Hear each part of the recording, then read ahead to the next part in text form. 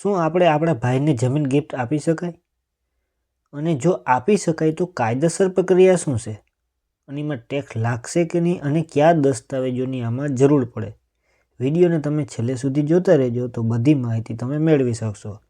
Video શરૂ કરતા પહેલાં હું માલદે આયર અને તમામ મિત્રોનું કિસાનભાઈ યુટ્યુબ ચેનલ પર હાર્દિક સ્વાગત છે. જો મિત્રો વિડીયો ઉપયોગી લાગે તો તમારા મિત્રોને શેર કરો અને આવી માહિતી મેળવવા માટે કિસાનભાઈ યુટ્યુબ ચેનલને સબસ્ક્રાઈબ કરવાનું ભૂલતા નહીં. હવે આપણે સમજીએ ગિફ્ટ ડીડ એટલે શું. ગિફ્ટ ડીડ એટલે કોઈ પણ મિલકત કોઈ વળતર લીધા વગર પોતાની ઈચ્છાથી બીજાને આપવી. પછી જમીન હોય, મકાન હોય કે પ્લોટ હોય, આ બધું ગિફ્ટ ડીડ દ્વારા તમે આપી શકો. હવે પ્રશ્ન છે કે શું ભાઈને જમીન ગિફ્ટ આપી શકાય? હા, ભાઈને જમીન તમે ગિફ્ટ આપી શકાય છે, પરંતુ એક મહત્ત્વની વાત છે, શું ભાઈ તમારો કાયદામાં રક્ત સંબંધ છે, એટલે કે તમારો બ્લડનું રિલેશન એમાં હશે, એટલે ગિફ્ટ કાયદેસર માન્ય ગણાય. પછી કઈ જમીન ગિફ્ટ આપી શકાય? હવે એમાં કઈ જમીન એવી હોય કે આપણે ભાઈને ગિફ્ટ આપી શકીએ?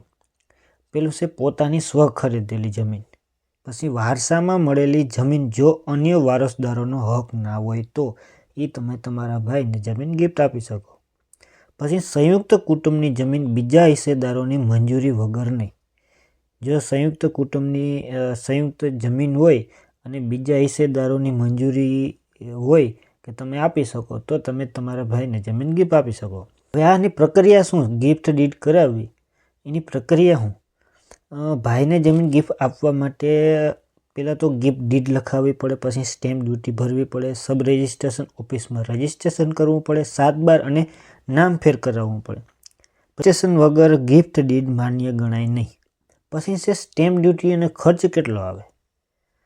જો ભાઈ તમારો સગો હોય એટલે કે રક્તનો લોહીનો સંબંધ હોય તો સ્ટેમ્પ ડ્યુટી ઓછી ભરવી લાગે છે. આમાં રાજ્ય પ્રમાણે અલગ અલગ દર લાગતો હોય. સામાન્ય રીતે માર્કેટ વેલ્યુ કરતાં ઓછો દર લાગે, કારણ કે તમારો ભાઈ સગો હોય તો. હવે આમાં ટેક્સ લાગે કે નહીં? જો ભાઈ તમારો સગો હોય તો ગિફ્ટ ટેક્સ લાગતો નથી. ભાઈને મળેલી જમીન પર ઇન્કમ ટેક્સની પણ છૂટ મળે છે, એટલે આમાં ટેક્સ લાગતો નથી. અને સગો ભાઈ હોય તો તમારે એમાં ઘણો બધો ફાયદો થઈ જાય.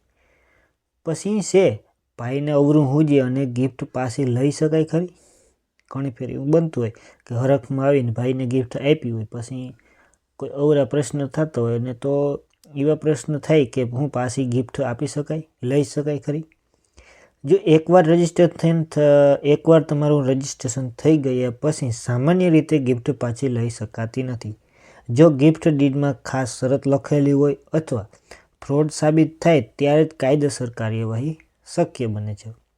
કરાવતા પહેલાં વકીલ અથવા દસ્તાવેજ લેખકની તમે સલાહ લ્યો. જમીનના તમામ કાગળો ચેક કરો, નહીંતર પછી કોર્ટ કેસની ઝંઝટમાં ઊભા નહીં થઈ શકો તમે. તો મિત્રો, હા, ભાઈને જમીન ગિફ્ટ આપી શકાય. કાયદેસર રીતે ગિફ્ટ ડીડ અને રજિસ્ટ્રેશન જરૂરી છે. ટેક્સ અને સ્ટેમ્પ ડ્યુટીમાં પણ તમને છૂટ મળી શકે છે. જો આ વિડીયો તમને ઉપયોગી લાગ્યો હોય તો લાઈક કરો, શેર કરો અને આવી જ કાયદાકીય માહિતી માટે કિસાનભાઈ યુટ્યુબ ચેનલને સબસ્ક્રાઈબ કરવાનું ભૂલતા નહીં.